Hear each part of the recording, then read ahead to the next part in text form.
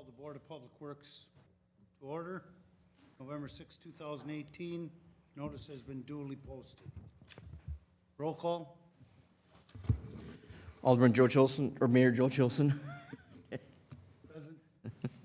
Alderman Ron Jertson. Here. Alderperson Kim Smith. Here. Fred Bueller. Here. Jared Holter is also here. Also present in the audience are a number of citizens, plus Chief of Police. Our Chief of Police, our Fire Chief, Park and Recs Director Dan Wick, Alders Banash, Wolf, and Every. I think I have that.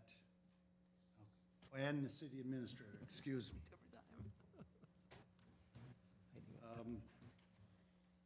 I'll entertain a motion to approve the minutes. So move. Second. Motion made by Alder Jertson, seconded by Alder Smith to approve the minutes of the previous meeting. Discussion. Hearing none. All in favor signify by saying aye. Aye. Opposed, nay. Abstentions. So moved. Public input. At this time, we'll take public input. Please step to the podium, state your name, address, and you have 3 minutes. Jerry, you have someplace to be, so why don't you go first? Thank you, Your Honor. I'm here to make a rather strange request of you tonight, specifically regarding the capital approval budget. I'm also going to talk about the general budget that we're working on.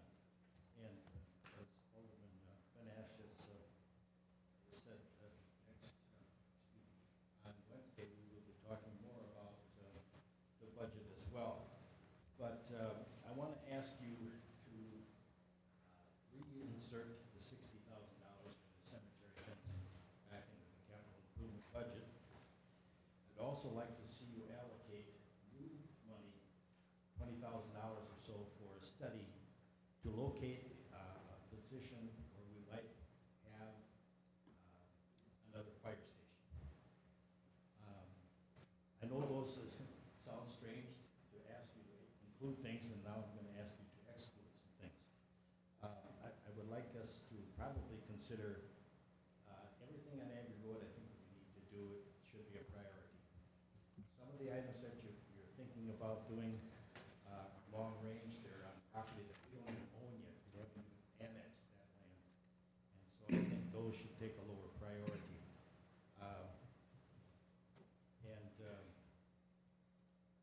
There's a 0% increase in the budget was the way it was presented. But it isn't really a 0% increase. And the figures that I want to quote to you, taken from our budget books and our audits and so on. But if you look at our pie chart of our expenses and revenue, and you can see it, 80%, almost 80%, 75 to 80% is taxes and special assessments. And I'll quote you some words from an accounting firm that say, whereas the city's goal is to provide services that improve the quality of life for our residents, not to generate profits as companies do. And also, it is our responsibility to maintain a surplus, an adequate surplus that we can use in the case of fiscal emergencies. But it doesn't have to equal 90% of our general fund expenditures. I want to quote you some figures from our audit of basically balances that we had in the year 2015. We had an ending fund balance increase of $2,382,035 comparison with the prior year. 2016, we had $639,157 compared to the prior year. And in 17, the most current audit that we have, we had $661,311 in comparison to last year. When we met in our utilities committee, and you met in your committee, you looked at some proposals for rate increases on the utilities. And those rate increases are phenomenal. You're looking at 36% in the sewer utility, 19% in the stormwater, 10% in water. To me, these are unreasonable figures. And I know that they're just things that are being looked at and talked about, and that's exactly what I want to do here. I find that hard to believe when we have a community that has such a large surplus, almost $8 million in our surplus account. We have 13 million in temporary investments. We have a bunch of unfinished expenditures in capital projects that date way back to 1990. And the total goes up today, and that total is $1,136,000. So there are some pots of cash. Jerry, you're getting to your 3 minutes. finished. You're past your 3 minutes. So I would ask you to, I'm asking Eric to cut $200,000 from the general budget. I'm asking if you can see your way clear to cut $100,000. Then it would be exactly at what we levied last year for taxes. Thank you. Thank you for the overtime. Appreciate it. Anyone else wishing to give public input?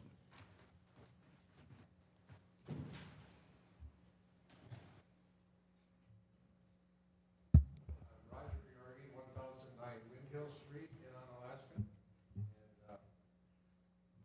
Mayor Chilson and members of the board and all the rest of you that are sitting here. I first want to thank you and the members of the Onalaska Cemetery Committee for the work that has been done to beautify our cemetery. I've heard many people, residents, non-residents, express how impressed they are with the work that has been done so far. But it is my understanding that funds to complete this project are not included in next year's budget. Before I go any further, I have a letter that I'd just like to read this from my brother-in-law and my nephew, who are also partners in our business.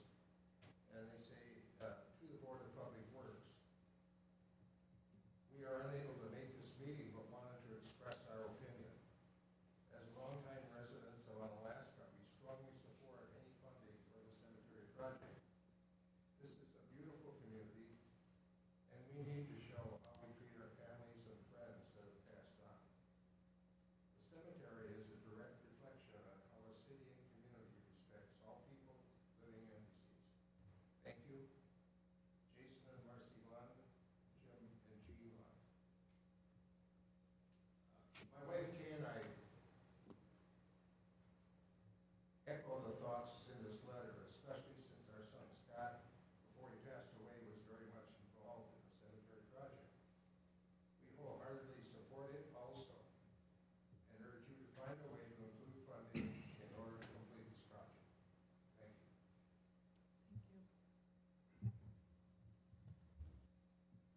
Anyone else wishing to give public input? Second call, anyone wishing to give public input? Lois, before you talk, Jim, would you check that microphone? Yeah, I'm not so sure it's on. Is it plugged in? Test, test. Yep, it's on, so thank you. Well, as you can see, we have a lot of Onalaska citizens here tonight, wanting your committee to put us in the budget for the rest of the fence down 13th Street. And the cemetery is a very big part of Onalaska, and we would all like to see it finished. And I'd like all the people here to stand up that are supporting, wanting you to get us in the budget. So, and thank you all for coming. So, thank you.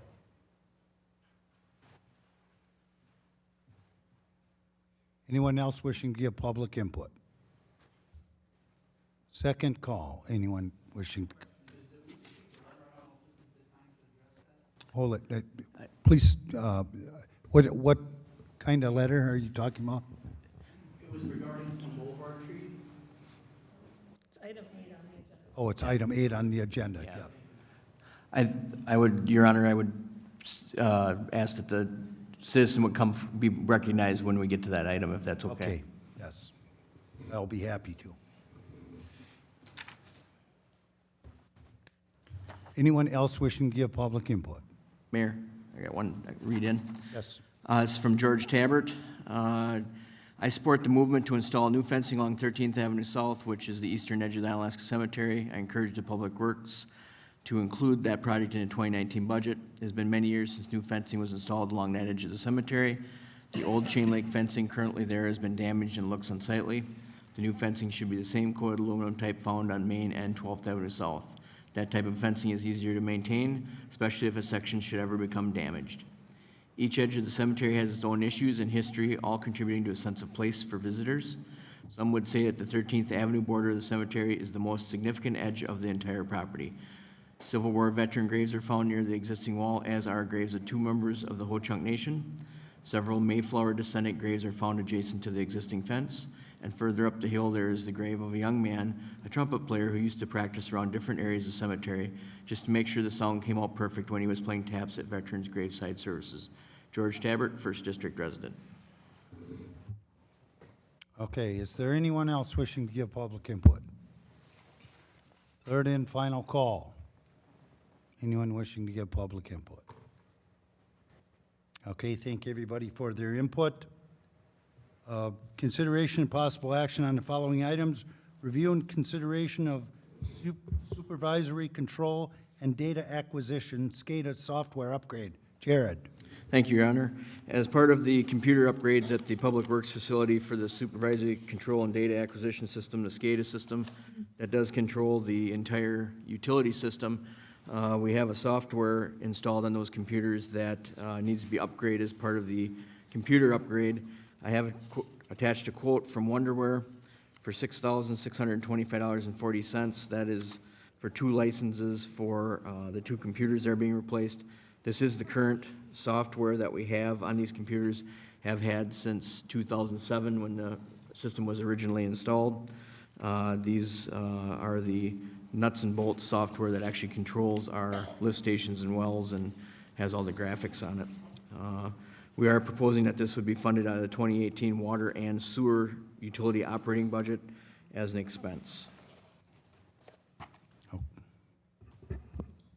Okay. Do we have a motion on the floor? Second. Motion made by Alder Jurtson, seconded by Alder Smith, to approve the $6,625.40 bid by Wonderware for the upgrade of the SCADA system. Discussion. Fred. A couple questions, Jared. First of all, you want to do this in 2018, so we're going to, you're going to expect to have this done in 1 month? Yes. The computers are sitting waiting for us to get approved to get it loaded on. Because we usually take things like this to finance personnel to authorize non-budgeted items and then on the council. The other question I had is it would actually be the $6,280 since we don't pay sales tax. Yeah, we can take that. Yep, it'd be $6,280. I didn't catch that. Oh, I'm sorry. So what you'd really be looking for is to see the council meets as to whether or not the finance and personnel would consider moving this on to council on Tuesday of next week to do what you're requesting, otherwise it's going to be 30 days later. Correct. The council meeting will be next Tuesday. Yeah, and because it's too late to do the F&P meeting because it's tomorrow. But Correct. you could still make the council meeting.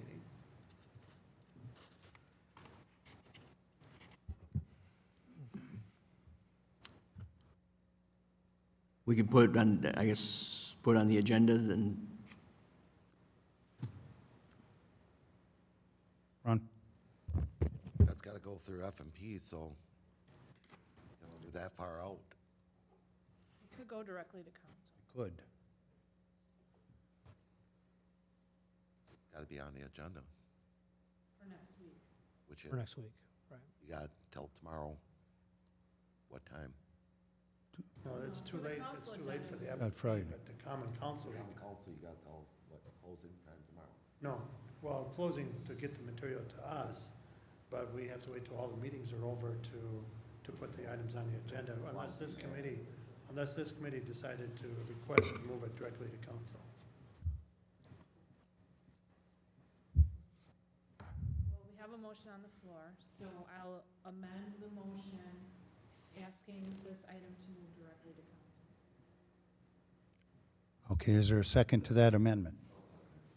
Okay, the amendment, moving it directly to council by Alder Smith, seconded by Alder Jurtson. Discussion. Hearing none. All in favor of the amendment signify by saying aye. Aye. Opposed, nay. Abstentions. The motion is amended. Now, the amended motion. All in favor signify by saying aye. Aye. Opposed, nay. Abstentions? So moved. Okay, review and consideration of 2018-2020 capital improvements budget.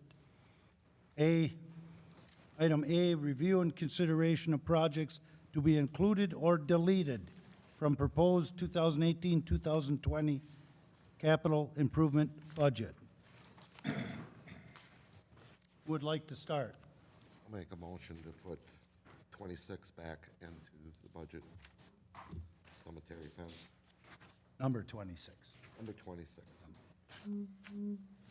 Okay, there's a motion to put number 26, which is the cemetery fence, back into the budget. Is there a second? I'll second it.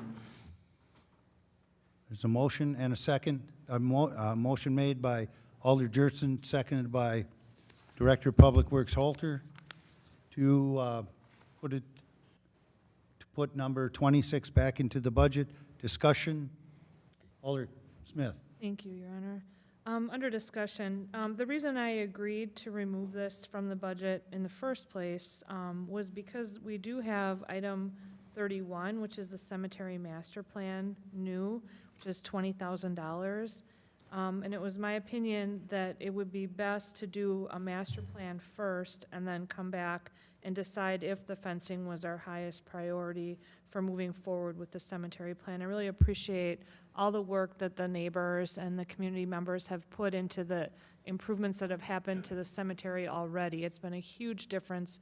It definitely was in a state of decline, and without people from our community crying out and saying we have to do something, it would never be as beautiful as what it is today. And going along with that, the city has made a very large investment so far, side by side with these neighbors that are moving forward and doing all the hard work of promoting the project. But at this point, I really think that we need to have a good master plan of where we want to go and what our priorities are before we do finish the fence, because maybe there are other things that are a bigger priority than the fence right now. Thank you. City Administrator, and then Alder Jurtson. I guess before we look at all of the possible changes within the budget, I'd ask perhaps that it would be appropriate to get a number based on what we're looking at. Fred, our targeted goal is obviously 3.5 million, and where we currently are, what we need to be cut yet. Ed, could you give us a number on your piano there?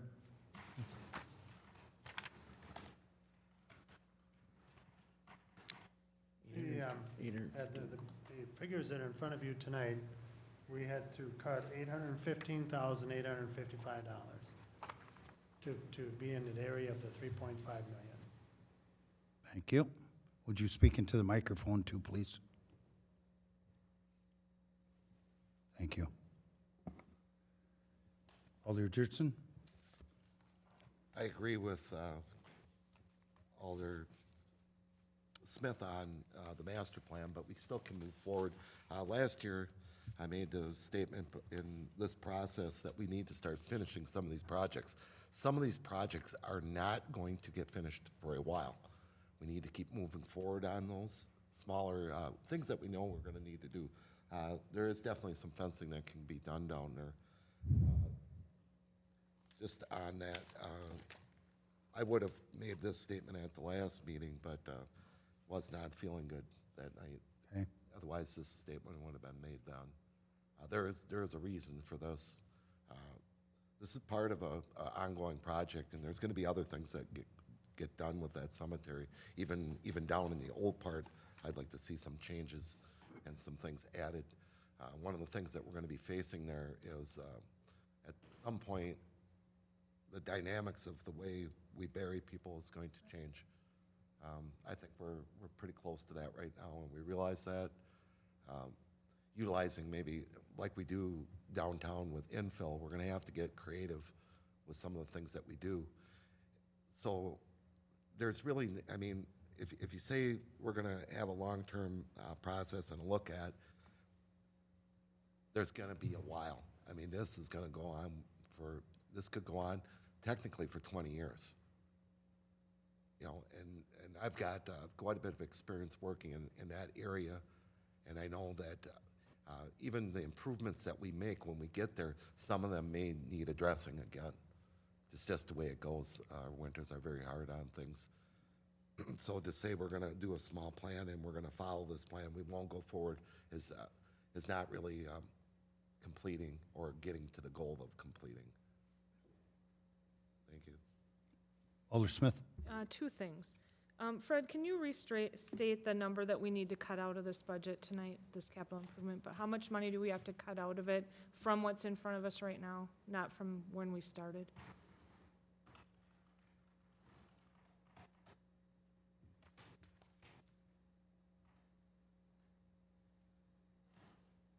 Okay, if you go to page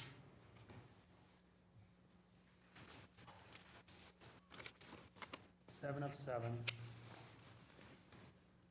where it says, on the bottom of the page, you see where it says net project cost. And what the goal is we continue to watch very, very closely the water, sewer, and storm. Water, and sewer, and storm are where whatever comes out of those projects, we will be looking at doing mortgage revenue bond issues. And it's a general fund of $4,315,855 that we need to get in that area of the 3.5 million, which is $815,855. Okay, so right now tonight, we need to look at this capital improvement plan and we need to cut out over $800,000. Correct. So that is something big.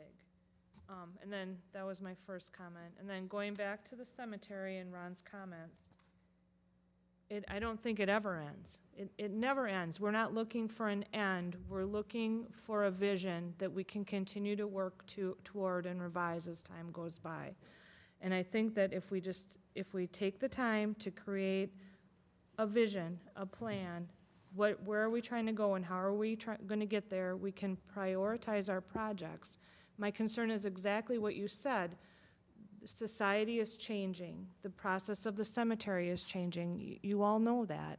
And my concern is that for $60,000, there may be a project that we would prioritize over the fence. Or we might see the fence in a different way if we take a closer look at, from the city standpoint, where we want to go with the cemetery. Thank you. Okay. Alder Jurtson? The one thing that we do know for sure is the real estate boundary. That's not gonna change. We've got the additions that we're gonna be doing at some point in time on the south side there and how we manage that street and that real estate, how that winds up laying, but we can predict with a reasonable amount of certainty with the existing fence that's there that's not gonna go until we move the project forward. I don't see that changing. Thank you. Jared? Looking at the outlay that's been done the last couple of years in the cemetery for the improvements along Main Street and the fencing along 12th, when I look at the budget, I'd really like to see the master plan done to know what the future holds. Is it a columbarium? Is it further improvements to the cemetery to the south? We have invested a lot in the cemetery in the last few years. The new streets that are paved within the cemetery, the improvements on Main Street, the cemetery fence. So I believe that the higher priority is the cemetery master plan. And with the budget starting at the $10 million and having to be taken down to the $3.5 million mark, that was one of the reasons that I voted in favor of removing the fence last month. Treasurer Bueller? I, for myself, on this issue, I cannot support this issue. Until we get this list down to the 3.5, I'm very reluctant to be adding things back. Okay, is there anyone else? We have a motion on the floor to add 60,000 back in. All in favor of that motion signify by saying aye. Aye. All opposed, nay. Nay. Abstentions? The motion fails. Mr. City Administrator. Thank you, Your Honor. Item number 72, I do not make a motion here, but I'm asking someone else to perhaps make a motion to strike item 72 for a reduction of $40,000. Move that we remove the transfer of the new hire info from NeoGov to Tyler Technologies. Item number 72 is removed from the capital improvement budgets for a total of $40,000. Second. Okay, there's a motion by Alder Smith, seconded by Alder Jurtson to remove number 72 in the amount of $40,000. That's correct? That's correct. Okay. All in favor? Oh, discussion. Hearing, oh, go ahead, Mr. City Under Administrator. discussion, the item was placed by Human Resources Director Hope Burchell, and this comes with her request to strike it. Okay. All in favor, signify by saying aye. Aye. Opposed, nay. Abstentions? The 40,000 is struck. Make a motion to remove number 29, In the amount of, $263,500. okay, is there a second to that motion? Just for clarification, you said 29? 29. 29. Total on that item is $1,054,000.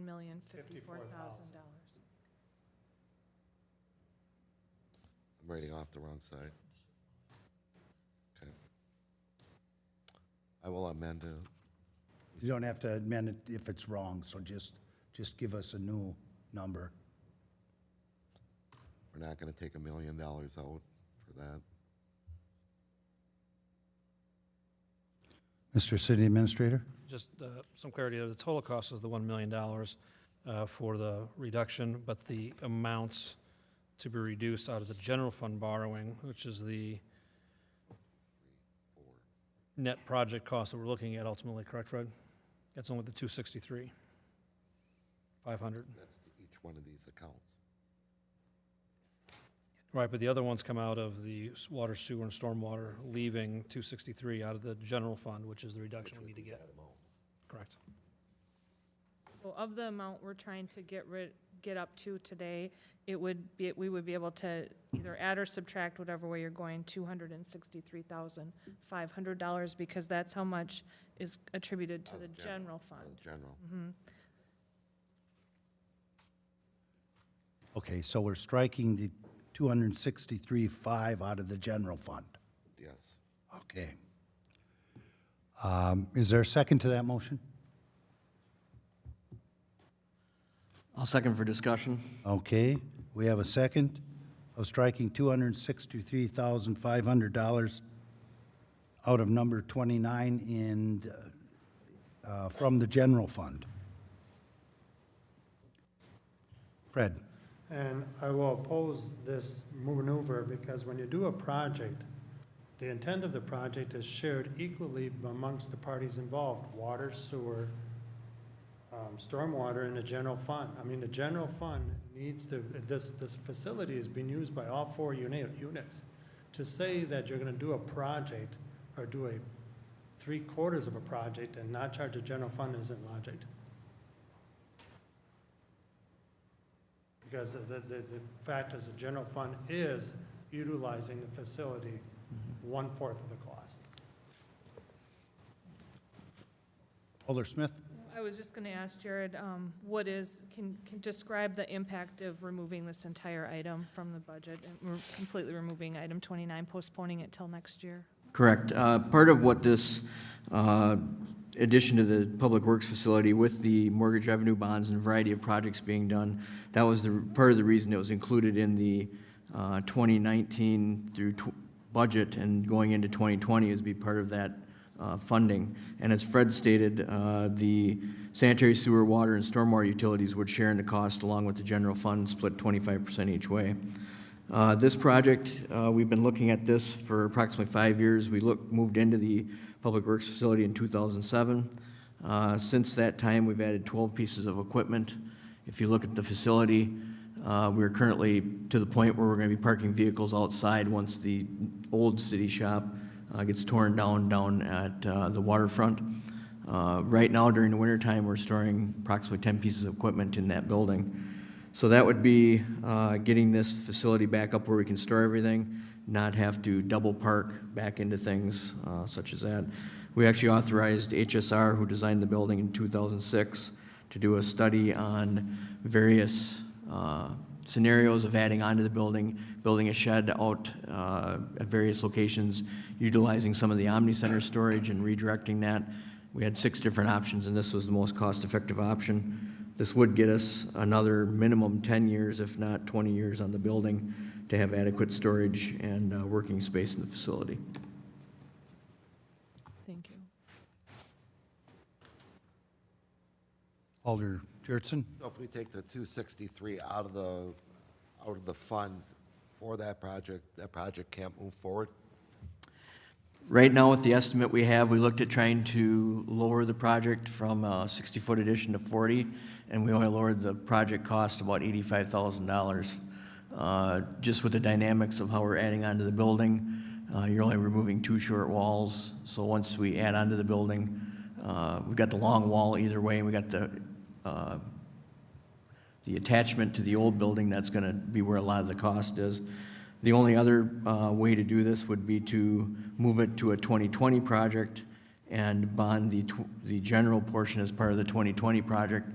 But I guess if we're going to move forward with this, I would look at moving forward with it fully funded and getting it done in 2019, as we're probably going to lose our storage facility in 2019. That's my recommendation. Alder Jurtson?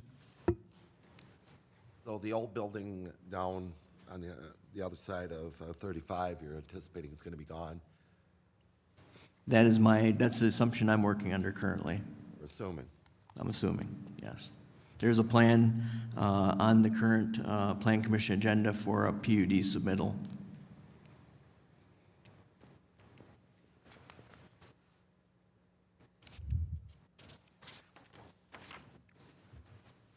Anyone else? Hearing none. There's a motion on the floor to strike $263,500 out of the general fund portion of item number 29. All in favor signify by saying aye. Aye. Opposed, nay. Nay. The motion fails.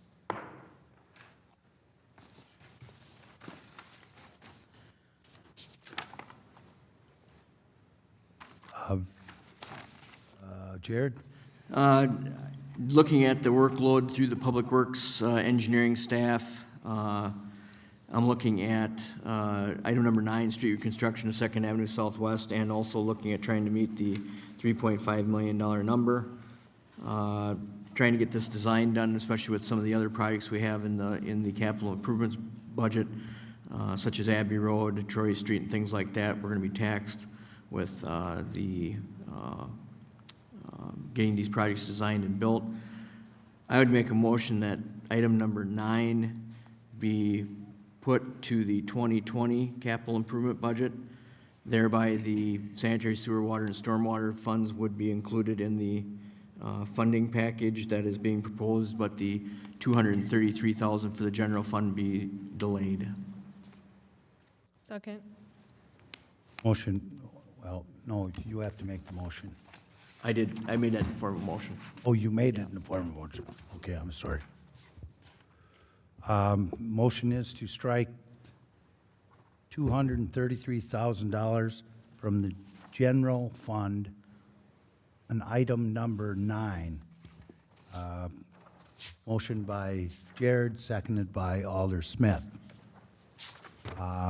Discussion, City Administrator. So clear, the motion isn't necessarily to strike it, it is to move the project to 2020, thereby reducing the Oh, amount it's- for general fund in this particular year. Excuse me, yeah, moving it to 2020, thereby reducing it in the 2019 budget. I'm sorry.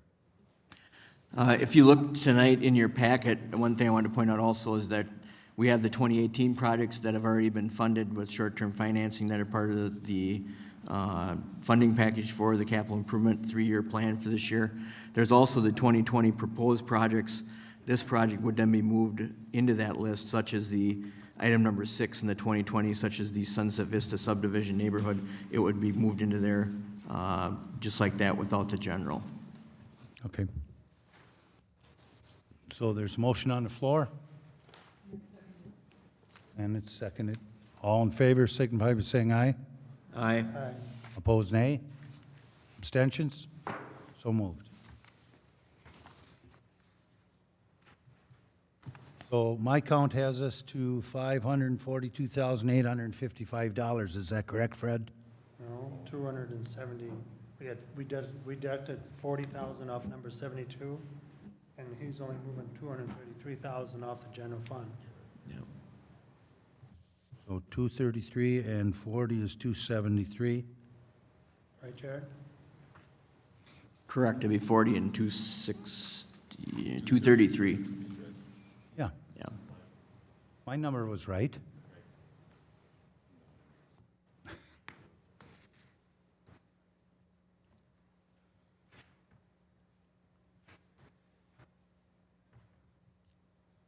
Okay, so we're at 542,855 that we have left. Jared? Looking at what the fund balance is in the 2016 capital projects, after Fred has closed out a variety of the previous year's capital projects, we're looking at the fund balance there. I believe there's enough fund balance in the 2016 to fund item number 14, the street paving on Wilson Street. So I would make a motion that we move the $133,060 to less other already bonded, and that would be from the 2016 capital project fund balance. Second. Okay, motion made by Jared, second by Alder Smith, to move $133,060 to where? The 2016 capital project fund balance. To the 2016 capital projects budget. Fred? The only comment I wanted to make, and I'll support this, again, for clarification for the minutes, Please speak into the microphone. the reason we are moving $133,060 because $133,060 of unspent road projects are being utilized for this and not just dollars that are left in the fund. Get that microphone closer to you, please.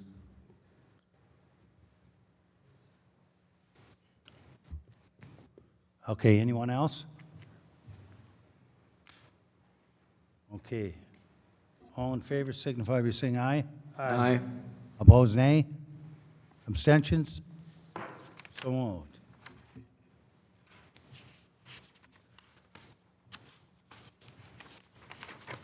Okay, we're getting there. Elliot. 409,795. Yes, Fred? Okay, if we could go back to the last page, number 70. Number 70. Okay? Okay, this is somewhat of a two-phase situation, is the 25,000 is understated. So what I'm proposing, the 23,000, or excuse me, 25,000 is understated by 23,000, so between the two of those, it would raise it to 48,000, and the 48,000 would be coming out of other sources. So in theory, on this particular situation, we're taking it- increasing it another 23, but then we're moving the entire project, utilizing the funds within the water, sewer, stormwater, and equipment replacement fund. I feel very uncomfortable using Microsoft Office. Actually, the title needs to be remodified a little bit. It really should be called Microsoft Office Upgrade. Update to all computers. I feel very uncomfortable putting this in a bond market when I think we could utilize fund balances to make that happen. Okay, so we have a motion to move $25,000 on item number 70 into other sources. Second. So motion by Fred, seconded by Ron. Discussions, Mr. Administrator. Just to be clear again, the net effect is the removal indeed of the 25,000 from this account. But the second part of that request is to actually increase the total amount of spending on this item as per our quotes, if you will, to 48,000. Correct. For the minutes that reflect both parts of that. Okay. Anyone else? Just for Here? clarification, that still has a general fund equipment replacement impact, right, Fred? Because you'd split it by percentages? 25,000. Okay.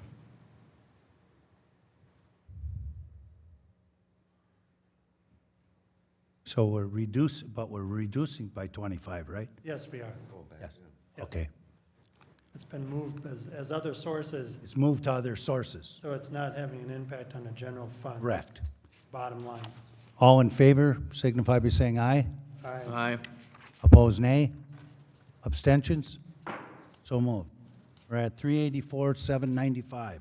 Make a motion to remove number 47, A and B. 47, A and B.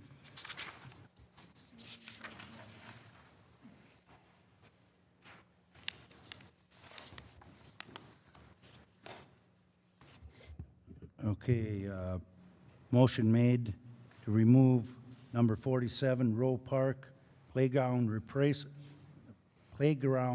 Replacement New in the amount of $150,000, and window replacement at the shop, which is new, at $4,000. Is that correct? Okay. Okay. Is there a second? Is there a second? I'll second that.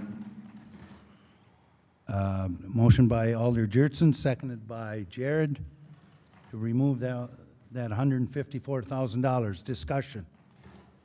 Jared? Oh. I was just wondering if we could break it into two different, A and B as different motions. That was the only thing. I was just wondering that, or Dan could explain the window replacement at the shop. And also, in talking to Park and Rec Director Wick, we've got another item in here for the ADA transition plan that we need to discuss. And he has stated that he could forego the equipment at this time, but he would like to keep $20,000 in that for a Rowe Park master plan for all the facilities in that park. So I guess that, I could let Dan speak to that a little more in depth if he wants to offer some more insight. Please tell us what you were thinking is.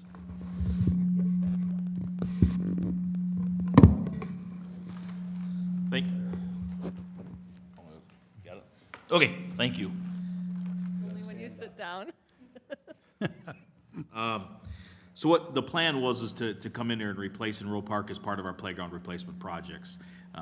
With discussion with staff, we've decided to look at the master plan, as that park houses a lot of things, a lot of activities for us year-round, and push off the enhancement to the playground until we can look at a master plan of where's the best location and things that we can do. So I'm requesting, 15, I'll go to 15,000 to left aside there in that project that we could look at a master plan throughout that project. The windows for the shop has been something that we've been working with. We've been trying to patch things up in the shop. We would like to put the block windows in just from an efficiency standpoint, and that's why we've allocated trying to put that there. And then about the ADA. At 88 plan, Civmec, our liability insurance carrier, was recently in here doing training with us, and they asked us where we were at from an ADA standpoint. Back in, we were supposed to start a project back in 2013. Each department has done some little things, but we have not done an overall plan. This plan usually falls as part of a Park and Rec because it looks at a lot of the facilities and the parks that we have. Jared and I have talked to a couple different consultants. We feel very comfortable if we can get $40,000, we can then write an RFQ to go out for qualifications on work and then hire a consultant to look at and create an ADA transition plan for us and for the city, because this is something that CIVMIC is saying that we're behind the 8 ball on, and we are exposing ourselves. Fred? So if I understand you correctly, what you're requesting is on number 45, you want to add 28,000 to make it 40, and then on number 47, you want to remove 135,000. That is correct. So on number, 47A, Fred, to be clarified there. 47A. Correct. 47A, we're going to remove 135,000, right? There is a motion and a second on the floor. I know, As we're we going to dealt have to, first. we're going to have to withdraw everything. Well, we don't have to I think that what we could do is pass the motion to remove it, and then we can just make another motion. We can. Clarifying this, then it's not so muddled as Ron is. We certainly can do that. So Yeah, well, let's do that. All in favor of pulling 47A and B off the CIP, signify by saying aye. Aye. Aye. As opposed, nay? Nay. Abstentions? Motion carries, it's pulled. So now we can make the motion.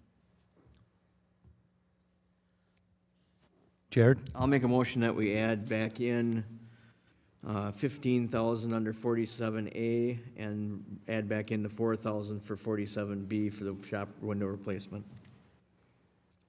Second. Okay, so the motion is that we're going to add back in 47A, $15,000, and 47B, $4,000.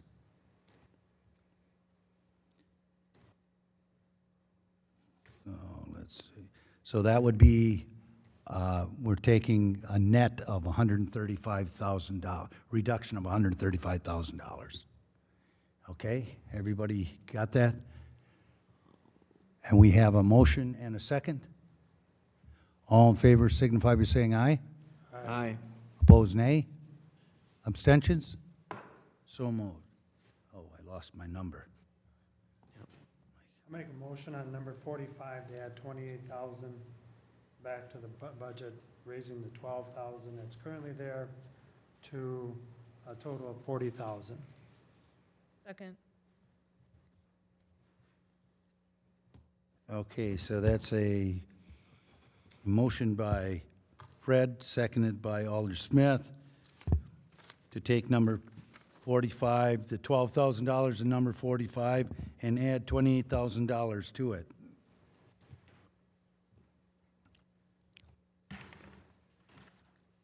Is there or discussion?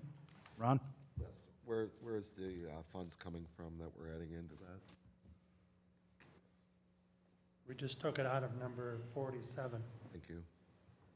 Okay, so what's our number at? My calculator is timed out, so it went to zero.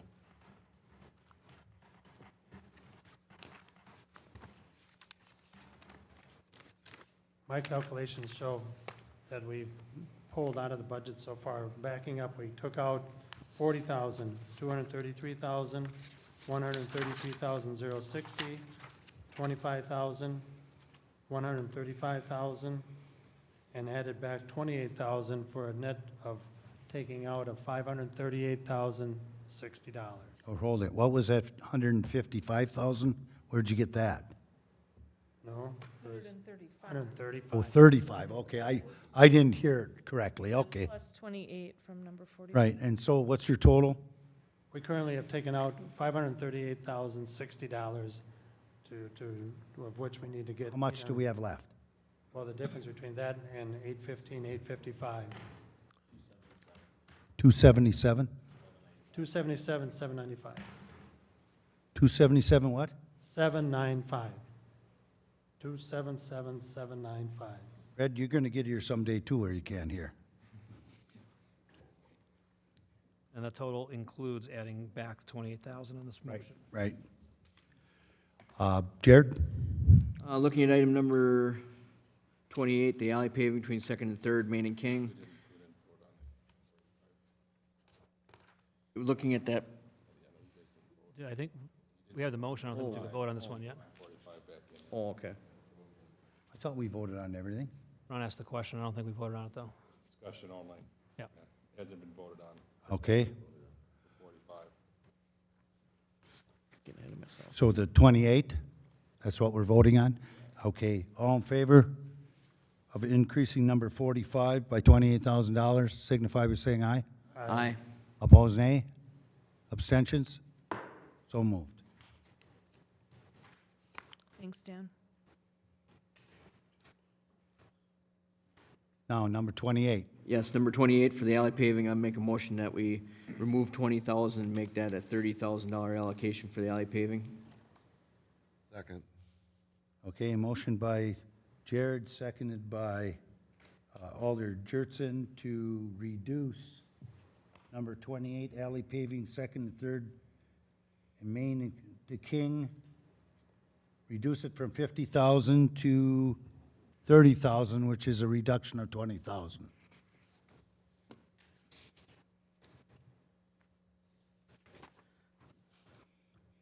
Is there a discussion? Hearing none, all in favor signify by saying aye. Aye. Opposed, nay? Abstentions? So moved. Make a motion to remove 27.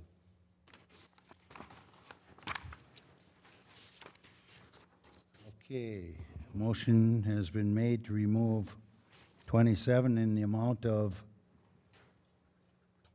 $20,000. I'll second for discussion. Motion by Alder Jurtson, seconded by Alder Smith. Discussion. Ron? This is one of the trucks that's going to have the liquid in it. This would be a one-ton truck that would be used in our fleet as a one-ton majority of the year, but it also has an allocation in it to add another liquid de-icing unit to the back of it. It's not replacing, it's an addition to. That is correct. Now, my question would be is, do we need it? Can we make it a year without it?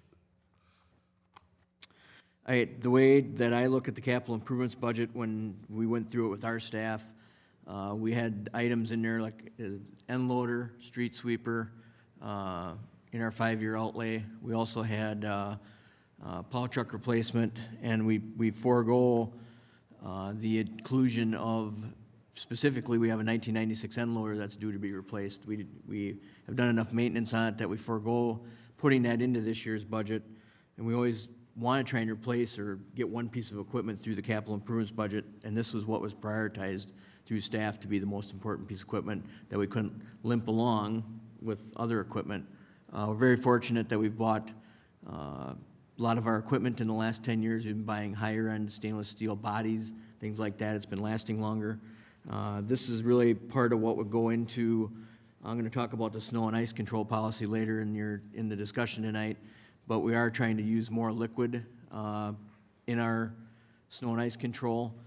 Currently, if we run the one-ton truck with the anti-icing unit in it, if we had this unit, the problem is our other one-ton trucks get used for water leaks and especially in the cemetery during the winter, and we don't want to move the anti-icing unit in and out of the truck just because once it's mounted in there and the controls are up in the cab, we want to keep it as one unit. So that's the reason we included it as one new unit. This also would be a little bit bigger truck for the staff members. So that's the short reasoning answer. This is both the anti-icing unit and the truck, though. Is it? Correct. It's a 1.5 ton truck with the slide in, slide out anti-icing unit. If we denied this, we'd be denying both. Correct. So that doesn't play moving equipment around. You wouldn't have it. Correct. That is correct. The anti-icing unit's approximately 10,000 of the allocation that's in here. Any other questions? Mr. City Administrator. The total cost of this budget is $80,000. Reminder that the reduction in the general fund would be $20,000 of that. Correct.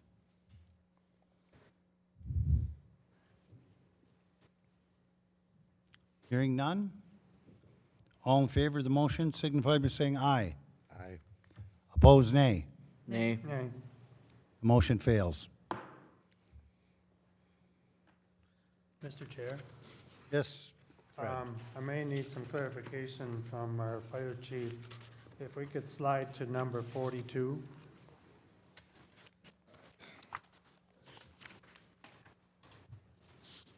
I You have a guess copy there? what I'm looking at is I see the apparatus bay, I'm fully aware of the grant we're receiving, but also it says living quarters.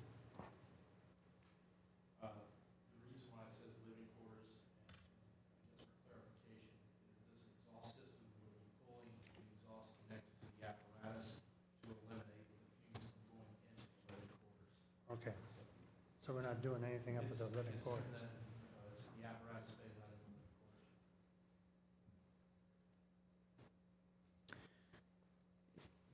Mr. City Administrator?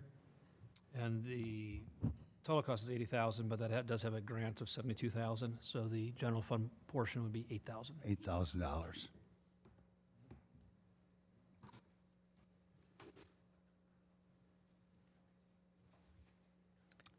I would like Alder to- Smith? Thank you. I'd like to ask the police chief for justification and prioritization of the squad cars, items 50 and 51 on the agenda. If I can do that without a motion on the floor, I'm not quite sure. Would you please identify yourself for the record, too, Chief? Troy Miller, Chief of Police. Can you hear that okay? Can you hear that in the back? Troy Miller, Chief of Police. Better? That's better, okay, good. The squad cars that we're asking for is, Fred will kind of be able to help us out a little bit on this also. He's been here before when we've foregone getting new squad cars as they reach that 100,000 mile mark. Our repair costs, et cetera, really rise at that point, and it has quite a significant impact on our other budgetary items. So the two squad cars are the marked squad cars that you see in line item 51, and those are just up for the normal rotation for replacement. And number 50, the unmarked squad car, that one was actually budgeted or requested in 2018, and that one at the time was surrendered by the chief at that time. And it's my understanding that it wasn't asked to be surrendered, it was basically offered up. And by doing so, now that has put us behind in our normal squad rotation or replacement scheme as we do it. That car actually is, the one slated for replacement is a 2000, bear with me here a second, 2008 Chevy Impala. So that one is beyond its 10-year mark, which is where we try to cap our vehicles at as far as the administrative vehicles, administration, investigators, the unmarked cars. So that is why we're asking for replacement of that one. That one has had quite a service history on it, from exhaust system to engine. Earlier this year, the investigator was driving down the road and his passenger side window just decided to fall down in there. So that one is, in my opinion, beyond its work life. I mean, it has served its purpose here. I have been crunching numbers as you guys were talking about these things. I've been looking at the numbers I prepared for these squad cars, and we're kind of at a disadvantage, the way we order our squads. Normally, we try to reuse our equipment that's included in them, from our prisoner transport cages to our computer docks, to our, just basically all the equipment in it. However, we never know what Ford's gonna change. All they need to do is make one minor modification within the cabin of the vehicle, and now our partitions don't fit. And if we don't budget for those new partitions, we're really kind of left holding the bag. We have a car that we don't have equipment to put in it. So our numbers, realistically, I'd love to be able to say, the per vehicle, $5,150 I have for the cage in the transport system budgeted per vehicle. I'd love to say we don't need that, but by the time I say that, the specs change, and here we have a vehicle that we don't have a prisoner transport system for. But what I have been looking at is, especially with item 50, the unmarked squad car, we have made the determination that those will not have the video systems in them because we like those cars to be more covert. So the last thing we want hanging in the front window is a big old camera in the front windshield. So there is a savings right there that we can realize out of that line item of $7,400 that can be cut tonight without impacting anything with our squad car there. And the same holds true with the marked squads. There's $7,400 allocated per vehicle there for a new camera system. Since we have switched to the new WatchGuard in-car video systems, we've had tremendous success with them. Our repair rates are minimal, and we do carry the, it's called advanced replacement plans on them. So if something goes down, all I have to do is pick up the phone, tell them what's not working, they'll send us the part, we send them the bad one back. And that's all covered under our maintenance contracts, which is a different part of our budget, which we do budget for every year. So can we realistically cut that out of our marked squad cars at a total of $14,800? Yes, I'd be comfortable doing that also. Again, I'd love to come forward and say, you know, let's take another $10,000 off of the transport system, but I'm leery to do that because by the time I do that, something's going to change. Like I said, now I'm going to have a car that has no cage in it. No, are you telling us that that's $22,200 for 3 cars? That's $7,400 That $7,400 is per vehicle. for 3 cars? Yes, Okay, yes. okay, And I am comfortable in cutting that amount right now. okay, I just wanted to make sure I was understanding it. But I will go on record in saying I'm not comfortable in foregoing the squad cars. Fred, you've been through that before when we've got them out of the budget and we got behind on our rotation and it was tough for us to catch back up. We ran into a year when I think we were in need of 4 vehicles just to. Yeah, that wasn't too long ago. So, and again, the unmarked vehicle, I'm very reluctant to give that up as well. That was, again, surrendered last year out of the 2018 budget for this year without being asked for. So we kind of have sacrificed that one already, and now we're behind because in 19, we are supposed to be replacing a different vehicle, which is now going to be a year behind replacement. Thank you, Troy. Yep, okay. Yes, Mr. Bueller. I'll make a motion that on number, and I appreciate departments heads coming and, because trying to get down to the figures we need to get down to. I'll make a motion to remove $7,400 off number 50, $14,800 off number 51, for a total of $22,200. Second the motion. Okay, motion made by Mr. Bueller, seconded by Alder Jurtson to remove $7,400 from item number 50 and $14,800 from number 51 for a total of $22,200. Discussion. Hearing none, all in favor signify by saying aye. Aye. Opposed, nay. Abstentions? So moved. Thank you, Troy.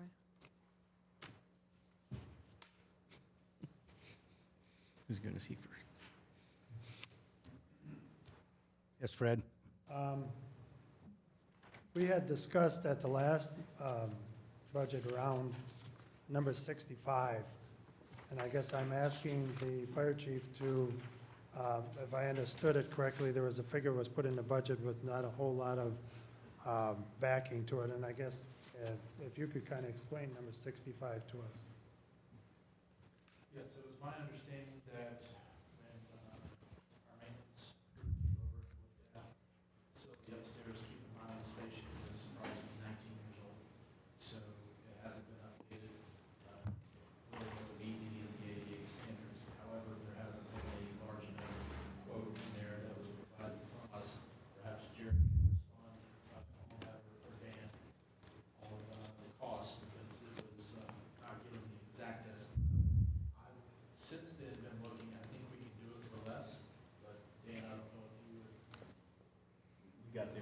required for the firefighters. That's what we submitted, so our staff is just taking the information that was given. And based on some of my conversations and our analysis, I believe we can probably trim $15,000 out of that, comfortably accomplish what we need to do in the kitchen and living area upstairs of our fire station.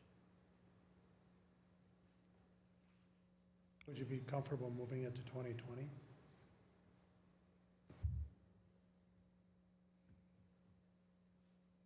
I would be comfortable with it if we can show that it's going to be there. I want to give and take as well. But, this is a station that's occupied 24/7, 365 days a year. It has been for 19 years now. Well, you know, I haven't upgraded my kitchen in 20 years, and that's 365. I'm teasing, I'm teasing. I'm teasing. It is used on a regular basis. I would be willing to reduce the amount. This body feels that you need to move it to 2020, then that's your decision. I would advocate for it as much as we can. Okay, what is the, thank you, Chief. What is the wish of the board?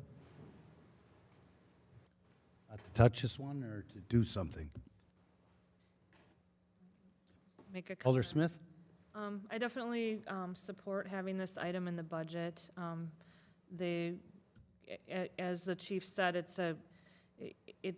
that kitchen is used more than our kitchens at home. This is more like an industrial type situation, and it wasn't furnished with industrial grade kitchen stuff. So I do think it's really important. I think it might cost more than, it's gonna cost more than just remodeling something in your home. Because I think that when we do it, we need to do it as we do for most city projects, is we do it with care and quality construction, and hopefully foresight of a good plan, especially in hopefully adding firefighters in the upcoming years. So I would consider reducing this amount, but without an estimate or anything, it's very difficult. Most things that we put in the budget, we have, Fred always makes people get estimates for. So when we're just kind of floating out with a random number, it makes it very difficult to make a decision like this when we know we have so many cuts yet to make. Okay, anybody else? Nothing conclusive. Back to the fire chief, you were okay to cut how much? Based on some of my initial conversations, I think we could do this for 60,000. Okay, 15,000. By 15. I'll make a motion to reduce it by 15,000. Second. Thank you, Chief. So there's a motion And a second. and a second to remove $15,000 from item 65. 65, there it is. Okay, item 65. All in favor signify by saying aye. Aye. Aye. Opposed, nay. Abstentions? So moved. Mr. Chair, A minute now, I'm working the calculator. Okay, we're at 220,595. Okay, Mr. Bueller? if I could just disappear to get back, to get a book that I want to look at, and what I want to do is see how many dollars are left in the 1998 capital project, which is this city hall facility, which is project number 60, I'm sorry, I just saw it. For the roof over the city hall change. Yes, 64 and 64. 64 and 67. Okay, go ahead, Fred. Hurry up, we're gonna time you. Yeah, and while he's doing that, I can say what he's going to look for is his budget book that specifically has the amount available in those funds from when we borrowed money to build this facility. There was a little bit of extra money that was designated only for use on this building. Maintenance. And so this would be an appropriate use of those funds. In fact, it should have been coming out of those funds to begin with. Well, I remember we had it at the end of our budget book at our meeting, our last FMP 2 meeting. I know that we have the same thing for the last.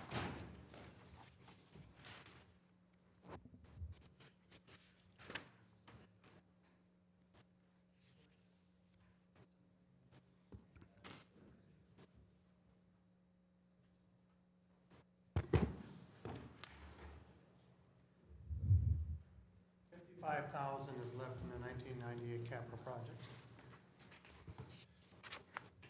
What was the number, 58? 55.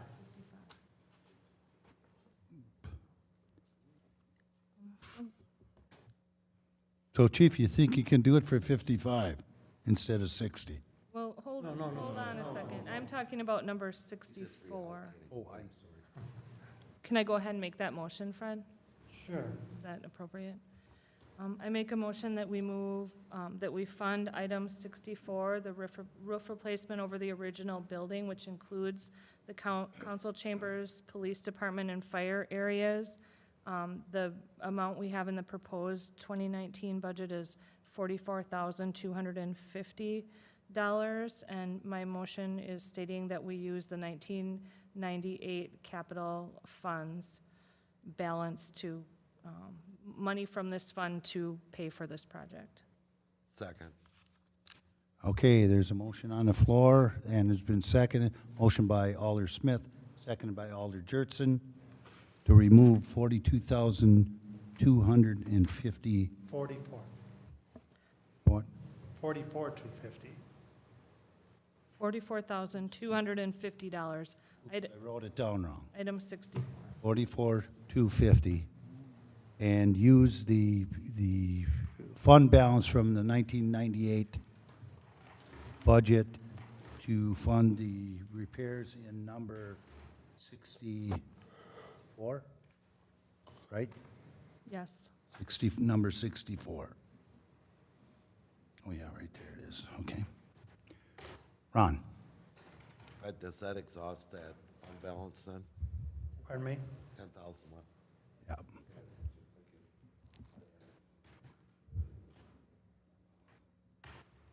Anybody else? Any other questions? All in favor signify by saying aye. Aye. Aye. Opposed, nay. Abstentions? So moved. Mr. Chair, Yes, Fred? I show that we need to find approximately $176,345. That's what I show also. Jared? Under item 37, urban forestry tree planting, this was a project that was deleted from last year's budget, so we didn't have any funds to do general tree installation throughout the city. Just trying to get down to the number, I would make a motion that we remove $25,000 from that tree planting program to make that a $25,000 number. Second. And that's from number 37? Correct? Take it from 50 to 25. Okay, there's a motion by Jared, seconded by Alder Jurtson to reduce number 37 from 50,000 to 25,000. Questions? Comments? All in favor signify by saying aye. Aye. Aye. Opposed, nay. Abstentions? Did you have a? No. For the next one. So moved.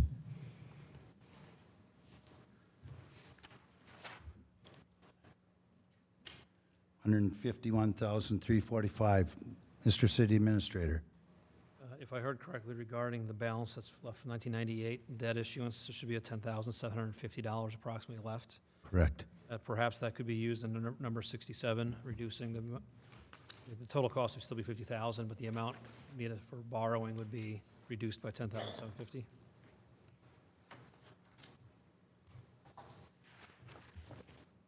I think that was 10,000. $150. I'll make a motion to reduce number 67 by $10,750 to less already bonded location, reducing the 50,000. Motion made by Fred, seconded by Alder Jurtson, to reduce number 67 by $10,750. Discussion? Hearing none, all in favor signify by saying aye. Aye. Opposed, nay. Abstentions? So moved. Mayor? Oops. Just a minute, I'll be right with you.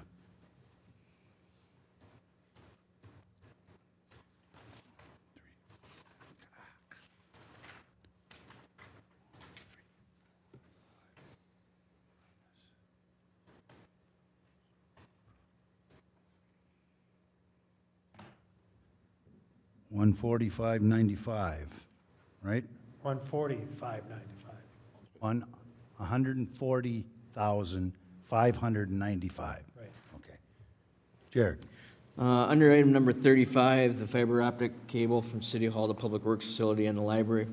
We are working in conjunction with the school district. They're installing a fiber backbone through the schools. We're trying to work with them on that project. They are actually going to be looking at some of their construction in 2019. Part of these costs would be to work with them on that project. We could phase in that project and do certain parts at certain times. So I feel comfortable that the general fund portion could be lowered $100,000 and split that project over 2 years.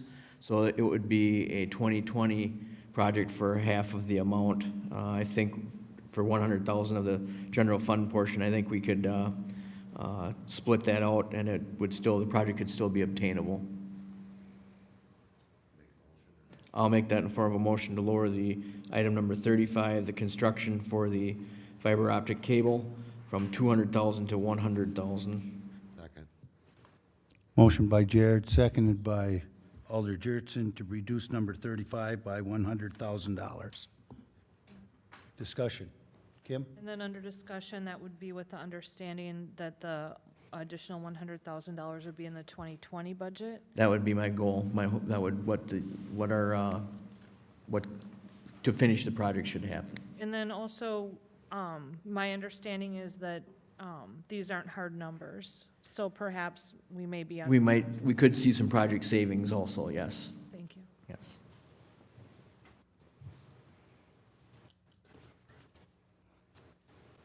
Okay.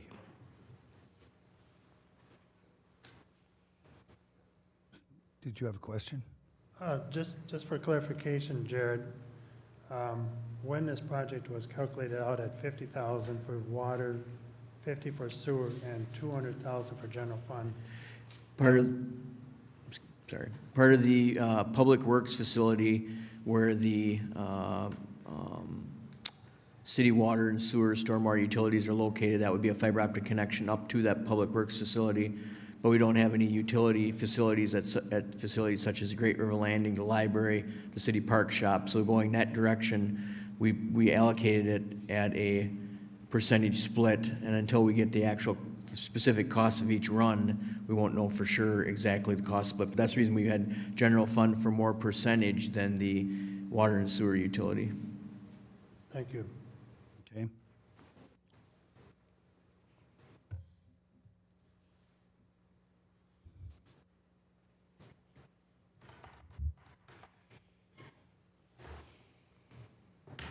We should be at 40,595, correct? We never voted.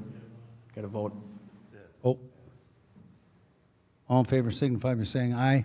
Aye. Opposed, nay. Abstentions? So moved. Now we're at 40,595. Fred? I guess, our goal was the 3.5 million, so what we're sitting is 3,540,595.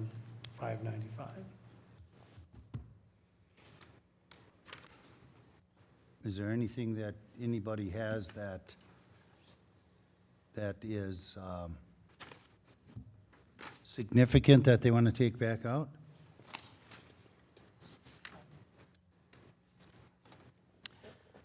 Jared? One thing I'd like to offer under number 68 for carpet replacement, police department, fire department, living quarters, if we could also add in carpet replacement / new office furnishings for City Hall. It wouldn't change the budgetary amount, but looking at some of the office furnishings around City Hall, that could be also used toward that. I think the city administrator could offer some. What number are we looking at? 68. It'd be just an addition of the name to the, but no change in the monetary amount. Adding the word furnishings. Yeah, yep. Yep. So we want to add office furnishings to number 68, just the words, office furnishings? Is that correct? Mr. City Administrator? No, thank you. The questions came up, since there's no budget impact, why do that? By adding it in there, though, it does allow with possible personnel changes in the budget. We're pretty bare when it comes to some of the office furnishings to create new offices or relocate new office space. What allows that occur out of this budget instead of just carpeting. Oh, the 8,000. Okay, so would someone like to make that motion? All we're doing is adding office furnishings, those two words, to, what number was that again? I move that we add the words office furnishings to item number 68, 68. which will allow more flexibility for spending. Okay, is there a second? Motion made by Alder Smith, seconded by Alder Jurtson, to add the words office furnishings to item number 68, adding flexibility to that budget item. All in favor signify by saying aye. Aye. Opposed, nay? Abstentions? So moved. Jared? Under item number 42 for the exhaust system for the apparatus living quarters, I believe when they applied for their grant for the $80,000 cost, they had the grant for 72. They had already budgeted from the fire truck replacement that was sold. The $8,000 can come out of a less amount of other sources for their equipment fund. I believe, Fred. $8,000? The $8,000 match for the grant. They have confirmed that with the fire chief. So is that number Would that be- 42? 42. Could you repeat where you're taking that from? Because the reason why is because when they bought that new fire truck, they had cost overrun, or they were utilizing sources of dollars so I'm not sure what dollars you're referring to utilize. Troy remembers that memo, he gave it to me. Okay, AC. Thank you. Brett, I did give you the document where that was approved, that came out of the sale of the Yes. Peterbilt. So that money was in the budget, it was approved already, so that 8,000 can be taken out of that 7,200 can be taken out of capital. So where is the money in the 2018 equipment replacement fund right now? That's where it should be.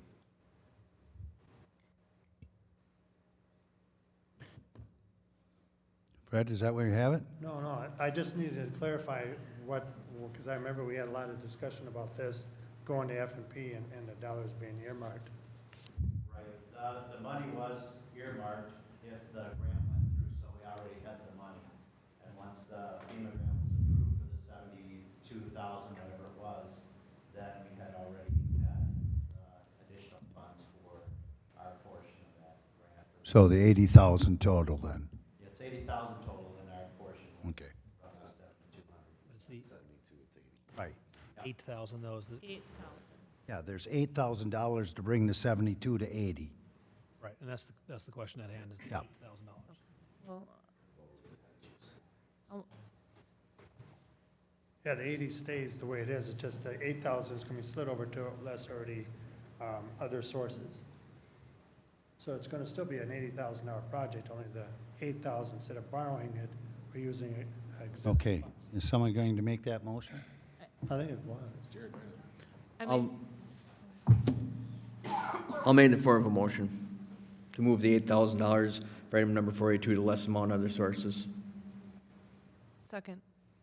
Okay, motion is made by Jared, seconded by Alder Smith, to take number 40, no, not 42, what? Yep, 42, no, yeah, 42. Yes, it is 40. 42, and move the $8,000 Talking all around, I'm like trying to make sure they understood. Yeah. into other sources, correct? Yes. okay, into other sources and taking it out of the general fund. All in favor, signify by saying aye. Aye. Opposed, nay? Abstentions? So moved. We're at 32,595. Your Honor. Yes, I Alder just want to Smith. clarify on that last motion, when you restated it, you said that we were going to be taking it out of the general fund, and I think when you said that, you meant out of general funding for the capital improvement funds, which isn't the same as taking it out of the general fund. I know what you meant, but I just Right, want to make sure, for the record, that it's clear. Thank you. Moving it out of general funding, yes. Thank you.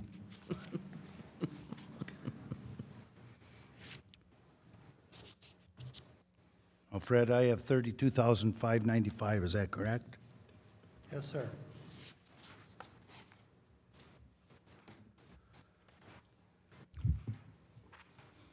Is there anything else that we want taken out or added in?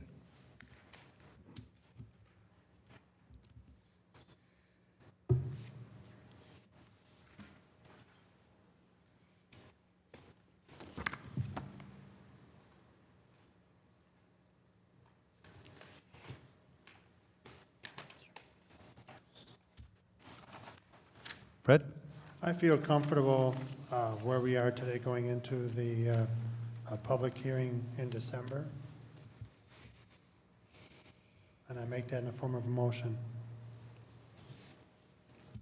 That the hearing date will be December 4th at 6:30 PM. Second. Okay, there's a motion by Fred stating that we are at 32,595, but he is comfortable with that number to take to the public hearing, which will be December 4th at 6:30. Which is really $3,500,000 $3,532,595. right. It's 32,595 above our normal 3.5 million. Okay, is there any discussion? Hearing none, all in favor signify by saying aye. Aye. Opposed, nay. Abstentions?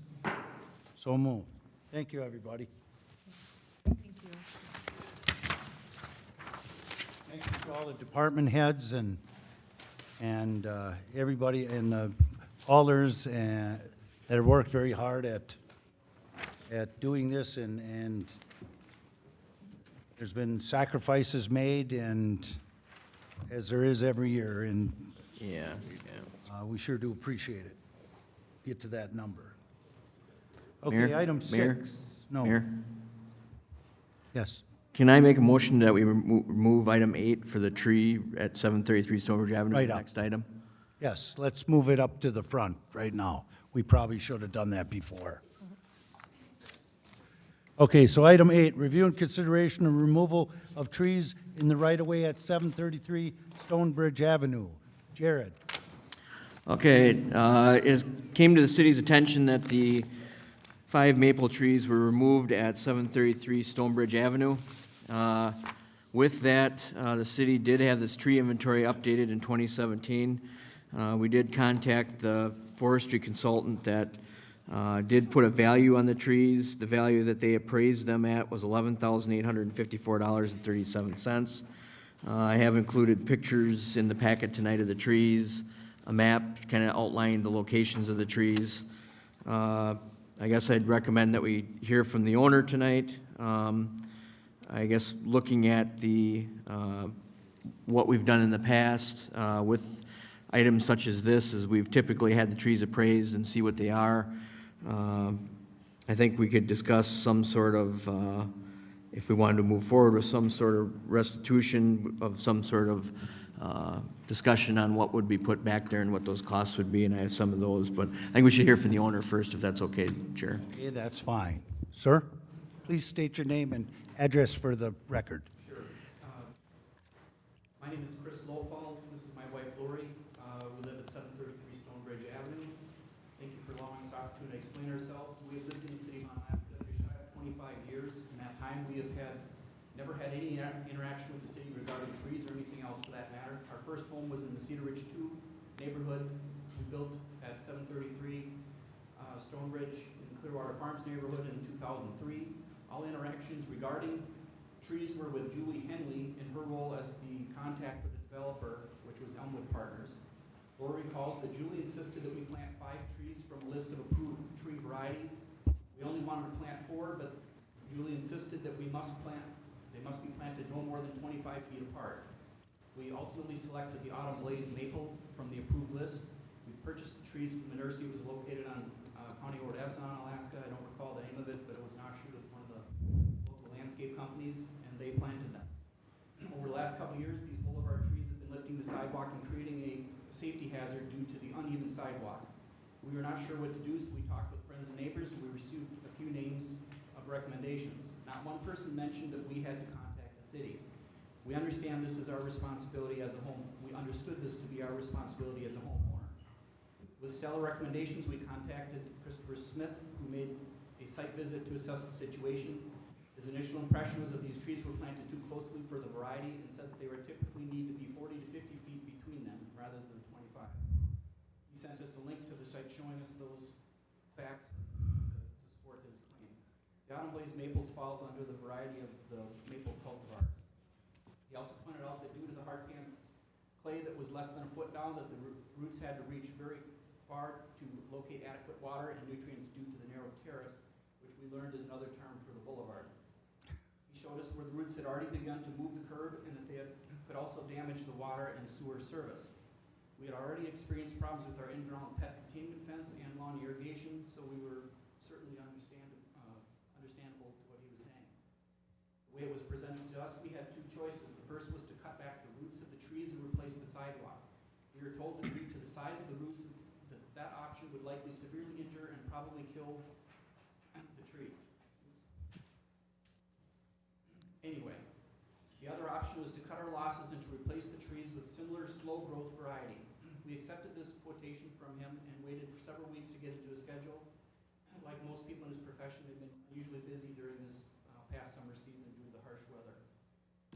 The removal work began on October 3rd and was completed the following day. Since he cares for his mother who suffers from dementia, he said that he would have to come back in a couple of weeks to finish the job and grind out the stumps. So the next step would be to replace these trees before the ground froze. That is when we received the registered letter. Actually, we received 2 letters that day, one registered and one regular, on Saturday, October 27th. And we were certainly taken back by this surprising information. Lori immediately contacted Alderperson Kim Smith, who thankfully talked us off the ledge. And then she referred us to Katie Aspenson. In the days while we waited for the tree valuation that was mentioned in the letter from Katie, we spoke with several of our friends and neighbors. No one seemed to know that those trees were owned by the city. How was a homeowner supposed to even know this? Lori asked Ms. Aspenson the question. She said that we may know because of the letters that went out to the neighborhood, to various neighbors who had ash trees in their vicinity. We received no such letter, so we had no knowledge. Lori had been in contact with Ms. Aspenson and received an email on Tuesday, October 30th, stating that we would be responsible for reparations in the amount of what Jared had stated, $11,854.37. To say that we are shocked would be an understatement. Needless to say, we would have contacted the city had we had any inkling at all that these trees were actually city property and their responsibility.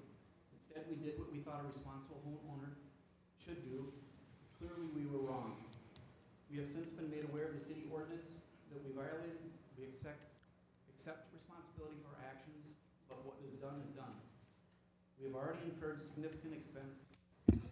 Plan to replant with 5 Cleveland select pears that are highly recommended for our zone.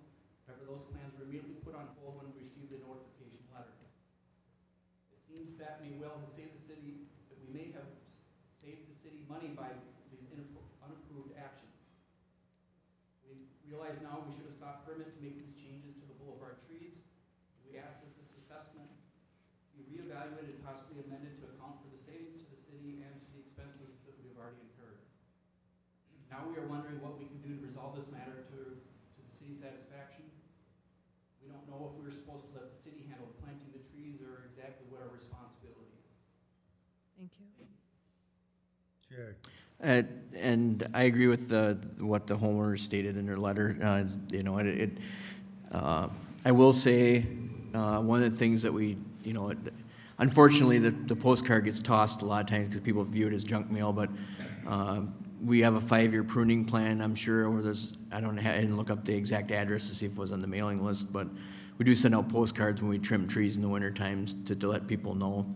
But I think looking back, we asked the forester too about what would be fair as far as trying to replace the trees. They did incur expense to cut down city trees already. What we were looking at as a staff level, the forester actually came up with trying to replant 5 trees that'd be 4-inch in diameter at the city's discretion. Currently, we bid out trees, we plant 2.5-inch trees, which would not be anything like the 8 or 9-inch, 10-inch diameter trees that were there. We plant 2.5-inch trees at about $400 a piece. It was staff's recommendation that if we could have restitution of 5 trees at $400 a piece, and we would replant the trees as part of our annual